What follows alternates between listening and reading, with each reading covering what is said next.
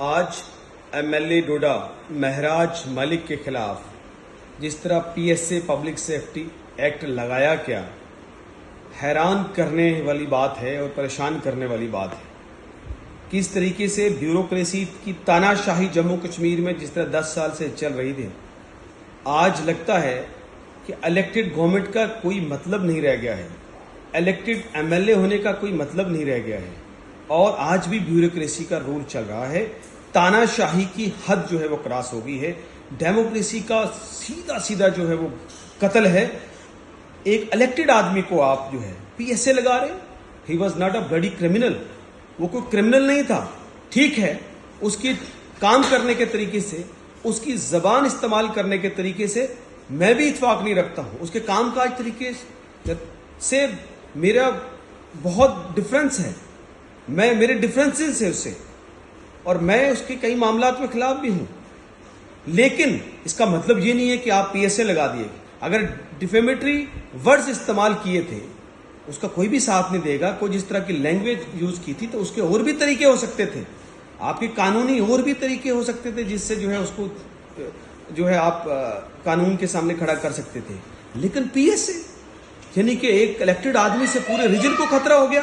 क्यों? क्योंकि वो चिल्ला चिल्ला के जो है लोगों के लिए जो है वो सरकार के खिलाफ बोलता है, ब्यूरोक्रेट्स के खिलाफ बोलता है। तो आप मौके की तलाश में थे। अगर डिफेमेटरी लैंग्वेज पे ही अगर आपको पीएसए लगाना है तो फिर आपके बीजेपी के एमएलए विक्रम रंधावा ने जिस तरीके से यूनियन मिनिस्टर जतेंद्र सिंह जी के लिए जो अल्फाज इस्तेमाल किए, जो लैंग्वेज इस्तेमाल किए, वो इससे भी ज्यादा बदी थी। तो आपने क्यों नहीं उस पर पीएसए लगाया? बहुत सारे ऐसी एग्जांपल्स हैं, मिसालें हैं जिन्होंने जो है वल्गर लैंग्वेज इस्तेमाल की है। मगर ये जो सेलेक्टिव काम किया है, ये मैं बीजेपी से कहना चाहता हूं, ये तानाशाही की हद है।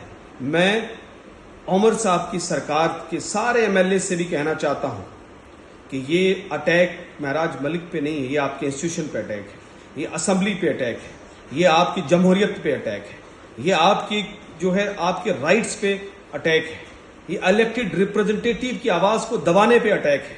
और ये ब्यूरोक्रेसी जो आउट ऑफ कंट्रोल है, तानाशाह ब्यूरोक्रेसी जिसको बीजेपी इस्तेमाल कर रही है, ये उसका जो है सीधा सीधा जम्मू कश्मीर के लोगों पे वार है। मैं बीजेपी से कहना चाहता हूं, जिस तरह के हालात आप जम्मू कश्मीर में बना रहे हो, जिस तरह आप आवाज दबाना चाहते हो, जिस तरीके से आप कश्मीर के मामले को, जिस तरीके से पिछले दिनों जो हुआ उसको जिस तरीके से आप जो है वो पॉलिटिकली यूज करना, टूल की तरह यूज करना चाहते हो, ये देश हित में नहीं है।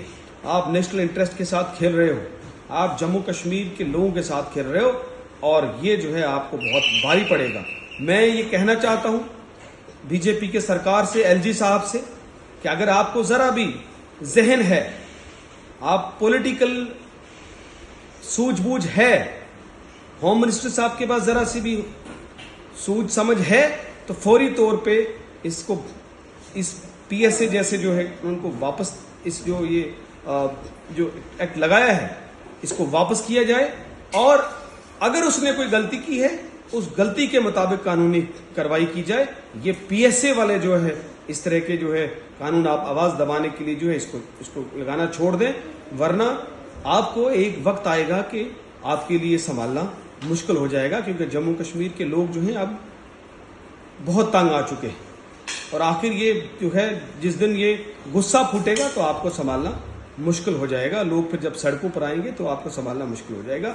इसलिए महराज, मेरी मांग है एलजी एडमिनिस्ट्रेशन से, होम मिनिस्टर से, कि आप फौरी तौर पे ये जो गलती हुई है इसको ठीक करें, उसको वापस छोड़ा जाए एमएलए डोडा को। और उसके बाद अगर जिस तरह आप कहते हो कि उसने कोई वल्गर लैंग्वेज इस्तेमाल की है या और उसकी कुछ ऐसी एक्टिविटीज है, उसके मुताबिक जो है आप उसको कानूनी कटहरे में खड़ा करें तो हमें कोई एतराज नहीं होगा।